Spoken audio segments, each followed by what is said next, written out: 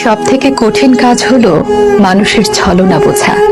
মানুষ হাতে হাত রেখে ছলনা করে, বুকে জড়িয়ে ধরে ছলনা করে, চোখে চোখ রেখে ছলনা করে, ভালোবাসি বলতে বলতে ছলনা করে। এই মানুষগুলো দেখতে খুবই সাদা সিধে টাইপের হয়। উপরে দেখতে সাদা সিধা হলেও এরা আসলে জাত অভিনেতা। একজনকে ভালোবাসে বলতে বলতে আরেকজনকে নিয়ে রেল লাইনে, পার্কে, হোটেলে ঘুরে বেড়ায়।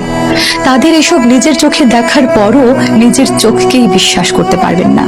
নিজেকে কুয়াশার ঘোরের মধ্যে মনে হবে, মেনে নিতে না চাইলেও ওটাই সত্যি।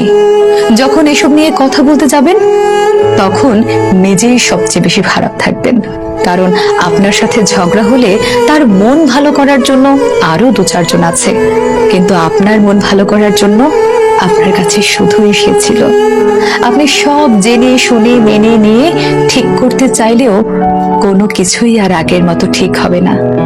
তার সাথে একটু কথা বলার তৃষ্ণায় রোজ পুড়ে ছারখার হবেন, কিন্তু তার কিছুই যায় আসবে না।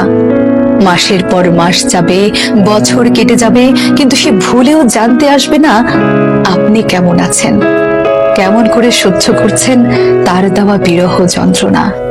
তার দেওয়া বিরহ বিচ্ছেদের আগুনে পুড়তে পুড়তে অনেকটা সময় পর বুঝতে পারবেন আসলে নিজের ভালো নিজেকেই রাখতে হয়। কারো উপর নির্ভর হয়ে থাকলে শুধু জ্বলে পুড়ে ছারখার হতে হয়। তারপর একটা পর্যায়ে ভালো থাকা শিখে যাবেন, তখন আগের মতো আর কাউকে সহজে বিশ্বাস করতে পারবেন না। বিশ্বাসটা একেবারেই মরে যায়।